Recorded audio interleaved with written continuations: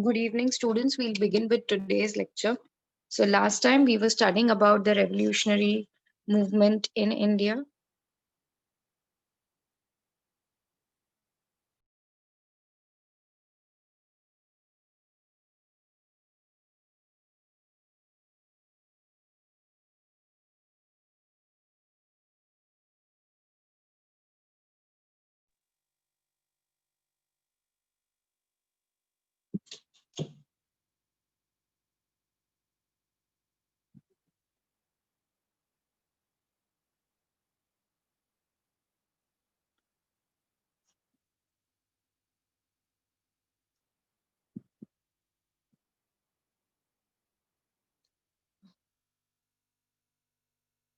Guys, we were studying about the armed revolutionary movement in India, in which we studied about Vasudev Balwant Phadke, we studied about Chapekar brothers, we studied about Swatantra Veer Damodar Savarkar.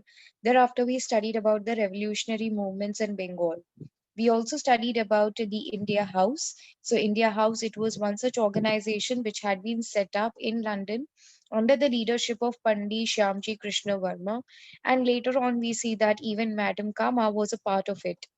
Apart from that, we also saw that how did this India House staying abroad, this organization, it worked for the cause of us Indians.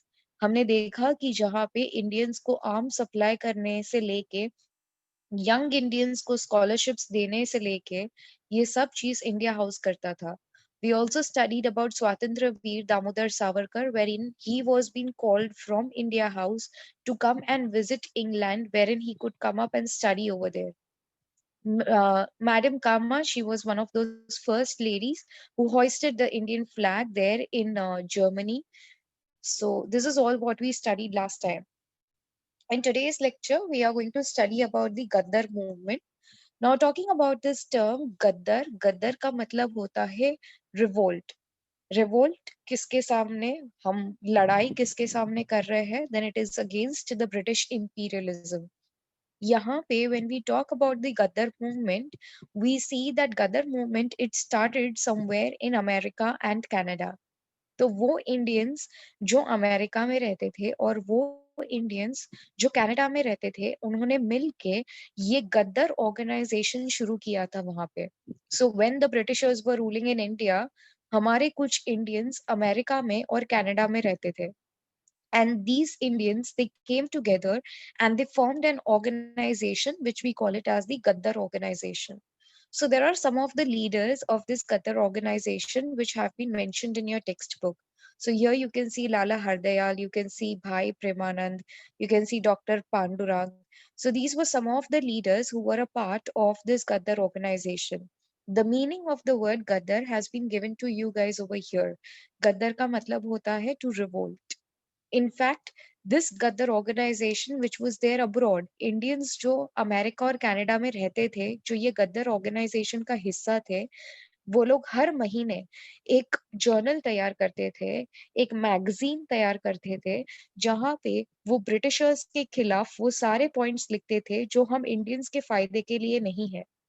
How the Britishers are exploiting us Indians. Britishers कैसे Indians का फायदा उठा रहे हैं, कैसे India का treasury लूट रहे हैं, इस सब चीजों के बारे में वो जर्नल में लिखा जाता था. Which acted like a mouthpiece, which acted like a publicity thing in front of the Indians. India में रहने वाले लोगों को और अब्रॉड में रहने वाले इंडियंस को पता चलता था कैसे उनके देश को एक्सप्लॉइट कर रहे हैं Britishers. Later on we also see कि ये जो गदर लीडर्स अब्रॉड रहते थे उन्होंने इंडिया में क्रांति फैलाना शुरू कर दिया था. So they started revolting, they started drawing out the plan to revolt in Punjab. तो उन्होंने पंजाब में क्रांति फैलाना शुरू कर दिया. पंजाब में जो इंडियन सोल्जर्स काम करते थे, ब्रिटिश आर्मी के इंडियन सोल्जर्स जो पंजाब में काम करते थे, these Indian soldiers were brought together by the Gaddar party and then they fought against the Britishers. गद्दर party के सबसे दो इम्पोर्टेंट लीडर्स थे राश बिहारी बोस एंड विष्णु गणेश पिंगले. तो राश बिहारी बोस और विष्णु गणेश पिंगले ये दोनों ब्रिटिशर्स के सामने हथियार उठाते हैं and they wanted, you know, to have a huge revolt in Punjab. But at this point of time we see कि ब्रिटिशर्स ये दोनों लीडर्स के पीछे पड़ जाते हैं। Britishers they caught Vishnu Ganesh Pingle. Vishnu Ganesh Pingle Britishers के हाथ लग गए, तो उनको तो फांसी पे ही चढ़ा दिया गया। बट थैंकफुली राश बिहारी बोस ही managed to escape away from India. वो इंडिया से भाग जाते हैं, अमेरिका से भाग जाते हैं, और फिर उसके बाद ही फाइनली गोज टू जापान। तो जापान में जाके फिर वो सेटल हो जाते हैं, और जापान में गए तो वहां से फिर अभी देश की लड़ाई करेंगे वो। Next, we move on to few other people. Here we have some of the other people, other revolutionary movements which were activated in the other parts of the world. For example, when we talk about Berlin, अगर हम Berlin की बात करें, which is the capital city of Germany, we had Virendranath Chattopadhyay, we had Bhupen Datta and Hardayal. They had prepared plans with the German Foreign Ministry. वहां पे German की सरकार के साथ उन्होंने मिलके, जर्मनी के साथ मिलके उन्होंने ये प्लान बना दिया था कि वो ब्रिटिशर्स के खिलाफ हथियार उठाएंगे। Later on we had the year 1915। अब तक वर्ल्ड वॉर वन शुरू हो चुका है, और हम देखते हैं कि Mahendra Pratap Barkatullah and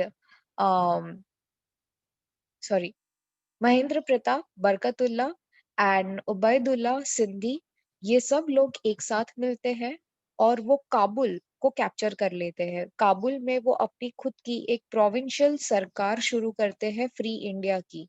We should not forget this, that when Britishers were ruling over India, they had their control over Pakistan and even on Afghanistan. तो अफगानिस्तान में जो काबुल एरिया आता है, वो काबुल एरिया में ये हमारे लीडर्स वहां पे जाते हैं। ब्रिटिशर्स के होने के बावजूद वो इंडिया के लिए वहां पे एक सरकार शुरू करते हैं जिसको हम प्रोविंशियल गवर्नमेंट के नाम से जानते हैं। So this is what happened under the Gaddar movement. Next, we'll move on to Kakori conspiracy. Now, what is Kakori conspiracy? We'll try to understand this part. For your information, Kakori एक railway station है उत्तर प्रदेश के बाजू में, Uttar Pradesh state में। तो Uttar Pradesh state में ये जो काकोरी रेलवे स्टेशन आता है, वहां पे एग्जैक्टली हुआ क्या? We should not forget this, that when Mahatma Gandhi he started leading our national movements, जब तक इंडिया में महात्मा गांधी आ चुके थे और वो इंडिया में बड़े बड़े ब्रिटिशर्स के खिलाफ नॉन वायलेंट मूवमेंट्स चला रहे थे, he started with the non cooperation movement. लेकिन नॉन कोऑपरेशन मूवमेंट को भी खत्म कर दिया गया, सस्पेंड कर दिया गया। उसके बाद he started with the civil disobedience movement, and even civil disobedience movement it failed। जब भी महात्मा गांधी के दो बड़े बड़े मास मूवमेंट्स, नॉन कोऑपरेशन मूवमेंट और सिविल डिसोबीडियंस मूवमेंट फेल हो जाते हैं, जो नॉन वायलेंट मूवमेंट्स थे, wherein you were not supposed to use any arms and armaments, here we see that Mahatma Gandhi he now diverted now we see that Mahatma Gandhi, when he is going to start with further mass movements, non-violent movements, इसमें बहुत सारी youngsters जो थे, अभी वो महात्मा गांधी को follow नहीं करेंगे। So there are many youngsters who used to be under Mahatma Gandhi's civil disobedience movement. They left the leadership of Mahatma Gandhi and now they start their own revolutionary movements. वो अपनी खुद की हथियार उठा के अभी मास मूवमेंट्स शुरू करेंगे। ये यंगस्टर्स ये मानते थे कि नॉन वायलेंट होके बिना खून खराबे के तो ब्रिटिशर्स माने नहीं, हमें जो चाहिए था वो। So that is why they left the hope of satyagraha and then they picked up all the revolutionary movements in India. तो इसके यंगस्टर्स कौन से थे इंडिया के? It was Chandrashekhar Azad, Ram Prasad Bismil, then we had Yogesh Chatterjee, we had Sachindra Nath Sanyal. So these were some of our young leaders who started some revolutionary movements in India. ये सारे leaders एक साथ आते हैं और वो एक प्लान बनाते हैं कि 9 अगस्त 1925 को काकोरी से एक ट्रेन पास होने वाली थी। काकोरी एक जगह है उत्तर प्रदेश में, और ये जगह जो काकोरी है वहां पे काकोरी का रेलवे स्टेशन आता है। ब्रिटिशर्स की एक ट्रेन पास होने वाली थी ये काकोरी रेलवे स्टेशन से। अभी हुआ ये कि ये ट्रेन के अंदर ब्रिटिशर्स ने अपना खजाना भर के रखा था। गवर्नमेंट की जो ट्रेजरी थी, गवर्नमेंट ने जो टैक्स के पैसे लूटे थे इंडियंस से, ये सारे टैक्स के पैसे, सोने, all the expensive gems, everything had been kept inside this train. And this train was supposed to pass via Kakuri. Now, what happened over here? ये सारे यंगस्टर्स ने मिलके ये प्लान बनाया कि वो ये ट्रेन को काकोरी रेलवे स्टेशन पे ये लोग लूटेंगे। तो सारे यंगस्टर्स मिलते हैं वहां पे काकोरी में, उस ट्रेन को बीच रास्ते में रुकाया जाता है। ट्रेन का पूरा कंपार्टमेंट नीचे गिर जाता है। वो ट्रेन के कंपार्टमेंट को तोड़ के उसमें से ट्रेजरी लूट ली जाती है, ब्रिटिश ट्रेजरी, और ये लोग फरार हो जाते हैं। ब्रिटिशर्स को जैसे ही इस बात की पता चलती है, Britishers, they started investigating into this matter and they started arresting these revolutionaries. उन्होंने इन सबको पकड़ पकड़ के जेल में डालना शुरू कर दिया। So we see that Ashwatullah Khan, Ram Prasad Bismil, Roshan Singh, then we had Rajendra Lahiri, all these people were caught hold of, इन सबको पकड़ा गया और फिर फाइनली इन सबको फांसी पे डाल दिया गया। इनके खाली सिर्फ एक लीडर थे and that is Chandrashekhar Azad, who manage to escape. Chandrashekhar Azad, हम देखते हैं कि ब्रिटिशर्स के नाक के नीचे से वो भाग जाते हैं और फिर वो आगे जाके वो अपना एक दूसरा ऑर्गेनाइजेशन शुरू करते हैं जिसका नाम है Hindustan Socialist Republican Organisation. Okay, so Chandrashekhar Azad Kakori conspiracy के बाद ब्रिटिशर्स के हाथ नहीं लगते हैं, वो बच जाते हैं। हिंदुस्तान सोशलिस्ट रिपब्लिकन एसोसिएशन नाम का ये एक रेवोल्यूशनरी ऑर्गेनाइजेशन है जिसको जाके फिर वो ज्वाइन करते हैं। So Chandrashekhar Azad along with Bhagat Singh, Rajguru and Sukhdev, they all come together and then they become a part of Hindustan Socialist Republican Association. इस ऑर्गेनाइजेशन का मीटिंग हुआ था at Firoz Shah Kotla ground which is there in Delhi. तो ये ऑर्गेनाइजेशन बनाने के लिए फिरोज शाह कोटला ग्राउंड दिल्ली में इसका मीटिंग हुआ था in the year 1928। Later on we see that this organization was finally formed. ये ऑर्गेनाइजेशन करना क्या चाहता था? They wanted India to become free. उनको चाहिए था कि इंडियंस को आजादी मिल जाए ब्रिटिशर्स से, और इंडिया में जो सोशली और इकोनॉमिकली अनजस्ट ट्रीटमेंट दिया जाता है इंडियंस को, फार्मर्स को, वर्कर्स को, इंडिया में रहने वाले किसान और मजदूर लोग जिसको ब्रिटिशर्स आए दिन लूटते हैं, टैक्स कलेक्ट करते हैं, इनका खेती बाड़ी रोक देते हैं, इनकी जमीनें उनसे छीन लेते हैं। For such reasons they wanted Britishers to leave India. उनको ब्रिटिश एक्सप्लॉयटेशन से इंडिया को अलग कर देना था और उनको एक आजाद देश चाहिए था। In fact Bhagat Singh give importance कि चलो ब्रिटिशर्स अगर इंडिया छोड़ के नहीं जाना चाहते हैं तो एटलीस्ट वो इंडिया ऐसा बनाए जहाँ पे जस्टिस और इक्वालिटी हो, जहाँ पे ब्रिटिशर्स और इंडियंस के बीच में भेदभाव ना हो। So this is what we see that Bhagat Singh he finally wanted out of this organization. Later on ये एसोसिएशन ने क्या किया, उन्होंने आर्म्स और आर्मामेंट्स इकट्ठा करना शुरू कर दिया। They started gathering weapons and they wanted to fight against the Britishers there. And later on यही हिंदुस्तान सोशलिस्ट रिपब्लिकन एसोसिएशन ने अपना एक खुद का एक और ऑर्गेनाइजेशन शुरू किया जिसका नाम है हिंदुस्तान सोशलिस्ट रिपब्लिकन आर्मी, जहां पे चंद्रशेखर आजाद इस हिंदुस्तान सोशलिस्ट रिपब्लिकन आर्मी के खुद वो एक चीफ थे। Now we see after this, इसके बाद हम देखते हैं इंडिया में एक इवेंट होता है। ये इवेंट का नाम है साइमन गो बैक।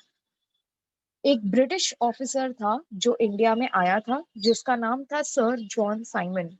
वो इंडियंस के लिए कुछ अच्छा नहीं करना चाहता था। इंडियंस के लिए वो कुछ ऐसे कानून बना के जाता है जो इंडियंस के कुछ फायदे के लिए नहीं थे। Because of this Lala Lajpat Rai नाम के हमारे एक नेता थे जो ये साइमन कमीशन के खिलाफ खड़े थे। वो साइमन गो बैक के नारे लगा रहे थे आदि लाहौर रेलवे स्टेशन, जहां पे उनको बहुत ही ज्यादा मारा गया और फिर वो मर जाते हैं। उन पे बहुत ज्यादा लाठीचार्ज होता है जिसके वजह से वो मर गए। साउंडर्स नाम का एक ऑफिसर था जिसने ये आदेश दिया था कि लाला लाजपत राय को मारा जाए। इसके वजह से भगत सिंह और राजगुरु ये बहुत ही ज्यादा भड़क जाते हैं और वे साउंडर्स ऑफिसर के ऊपर फिर वो अपने हथियार उठाते हैं and then they kill him. इसके बाद हम देखते हैं कि ब्रिटिश की सरकार ने दो और ऐसे बिल पास किए, दो और ऐसे कानून बनाए in the central legislative assembly, जहां पे वो इंडियंस के जो बचे कुछ राइट्स थे, जो उनके फंडामेंटल राइट्स थे, वो भी उनसे छीन रहे थे। Because of this, we see that Batukeshwar Dutt and Bhagat Singh, they started throwing bombs in the Central Legislative Assembly. जहां पे सरकार बैठ के इंडिया के लिए कानून बना रही थी, वहां पे ही वो हॉल में जाके उन्होंने बॉम्ब फेंकना शुरू कर दिया। इसकी वजह से ब्रिटिशर्स की सरकार फिर बहुत भड़क जाती है और फिर वो इन लोगों के पीछे पड़ती है।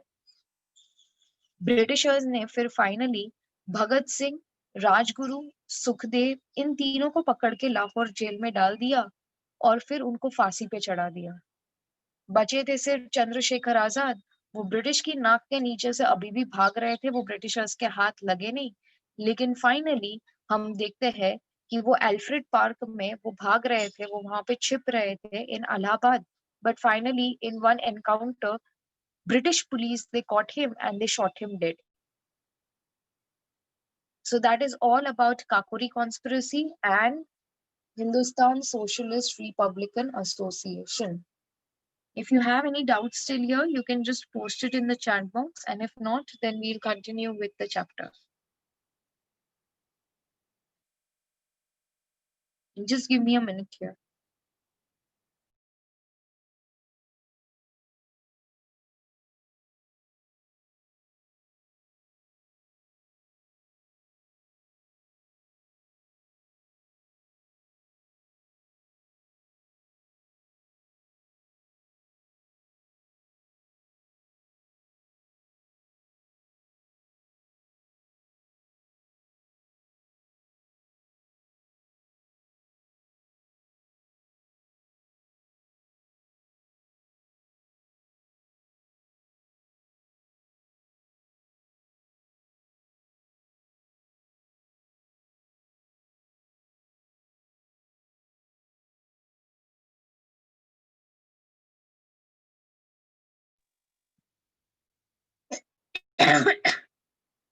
We'll move ahead with this chapter now.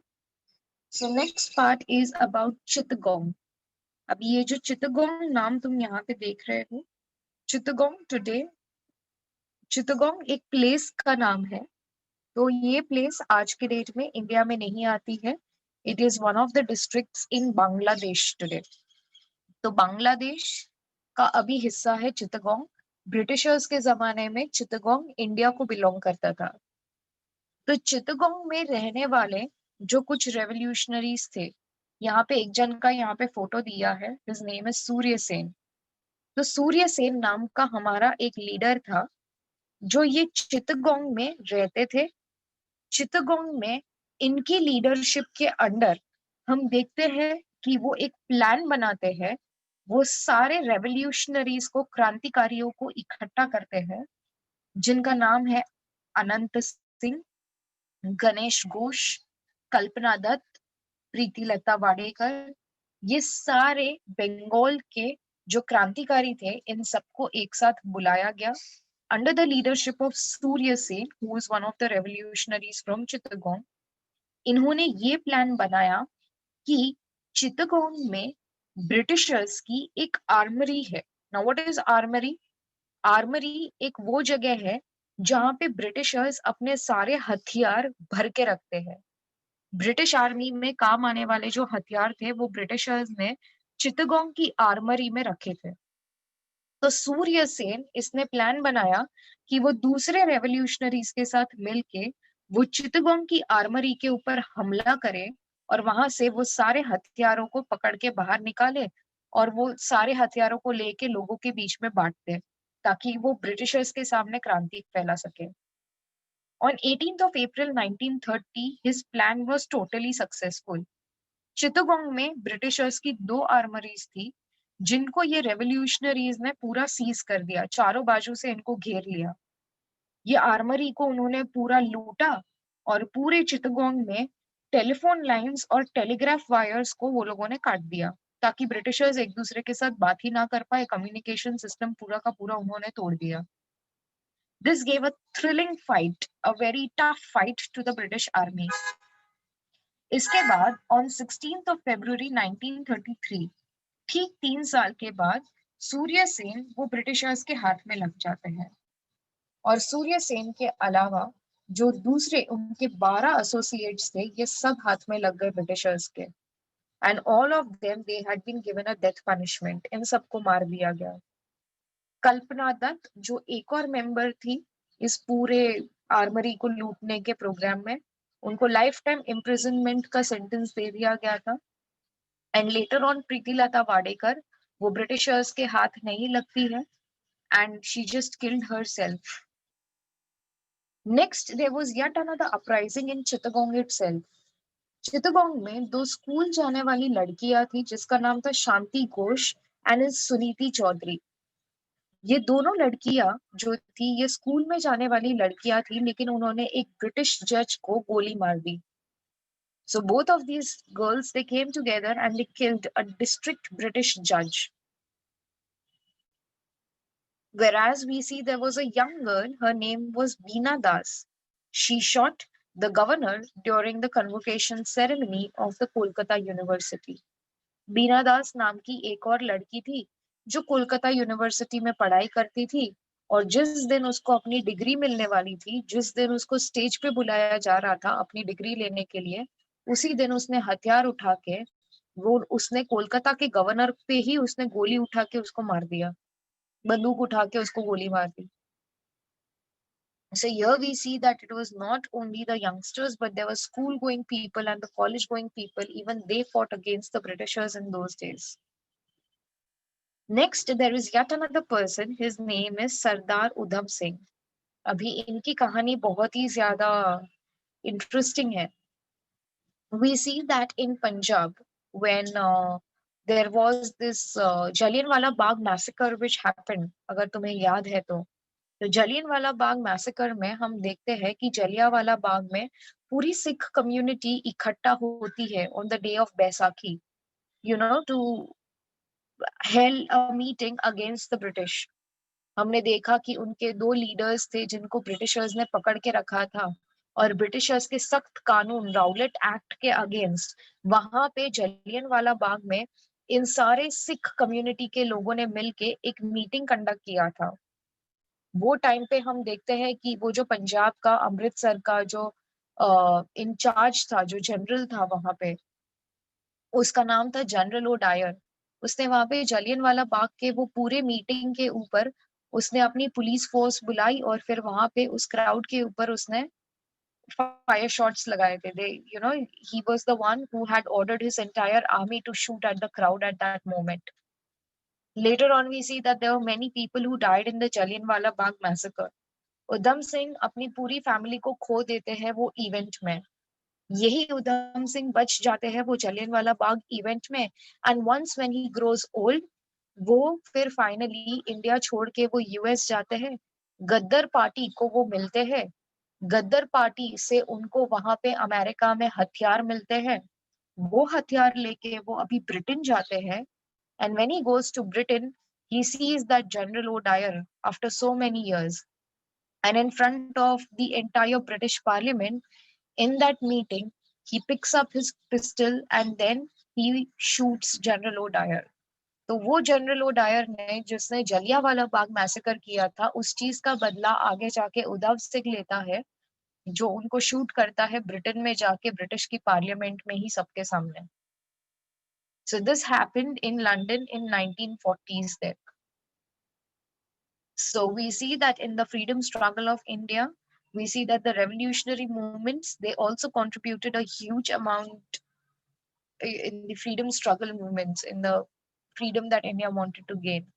And more than that, this just displayed the daring and the determination while they were fighting against the British rule of all the revolutionaries. They had that love for their nation and they had the attitude of sacrificing their lives for the people of the country. So this is all about the revolutionary movements which have happened in the past. In case if you have any doubts, then just let me know right away. If not, then we'll begin with a new chapter.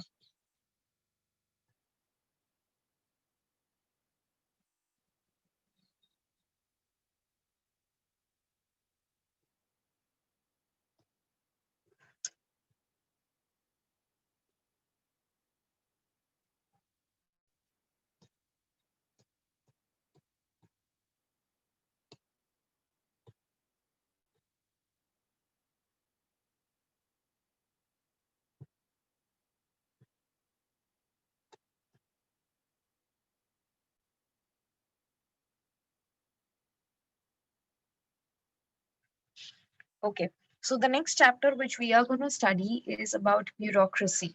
That is the last chapter in your civic syllabus. So we'll try to understand what is exactly the chapter trying to tell us. So, okay, just give me a minute here.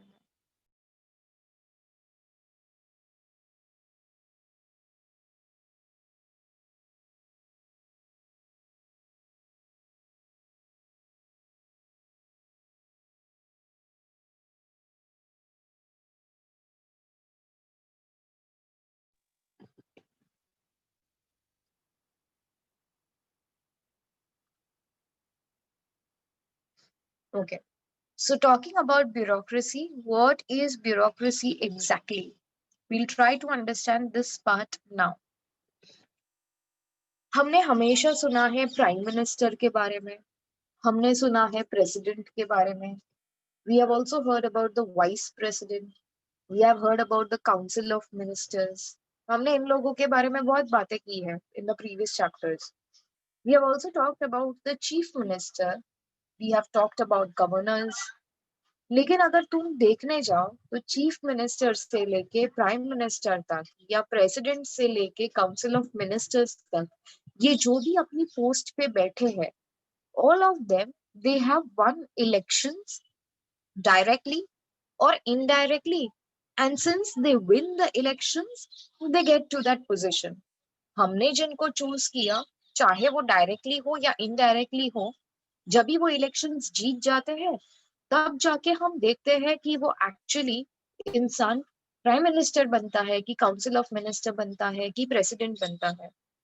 Now what is more important over here, इन लोगों के नीचे जो काम करते हैं, for example council of ministers में से जो इंडिया का फाइनेंस मिनिस्टर है, ठीक है, ये फाइनेंस मिनिस्टर जब भी इंडिया का पूरा फाइनेंस डिपार्टमेंट जब भी वो चलाता है, तो ये फाइनेंस डिपार्टमेंट में जो काम करने वाले लोग हैं उसके नीचे, these people are called as bureaucrats. They are called as the civil servants. तो ऐसे जो डिपार्टमेंट के अंदर जो लोग काम करते हैं, ये बहुत ही पढ़े लिखे लोग हैं. ये अपनी यूपीएससी एग्जाम, एमपीएससी एग्जाम, इसको जब भी ये लोग क्रॉस करते हैं, जब भी इसको पास करते हैं, उसके इंटरव्यू राउंड्स देके जब भी वो चीज पास करते हैं, तब जाके उनको चांस मिलता है ब्यूरोक्रेट बनने के लिए. These bureaucrats are nothing else but the civil servants. ये सिविल सर्वेंट्स कौन है? ये सिविल सर्वेंट्स वो है जो देश को सर्व करते हैं, वो एडमिनिस्ट्रेशन के कामकाज में वो अपना हाथ बढ़ाते हैं, वो किसी भी पॉलिटिकल पार्टी के साइड पे नहीं है. They are not on the side of BJP, they are not on the side of Congress, they are not on the side of Shiv Sena. They are just been doing their work what has been assigned to them. वो सिर्फ वो काम कर रहे हैं जो उनको बोला गया है, जो उनको असाइन किया गया है. Okay, so such people are called as the bureaucrats then. That's all about this chapter today.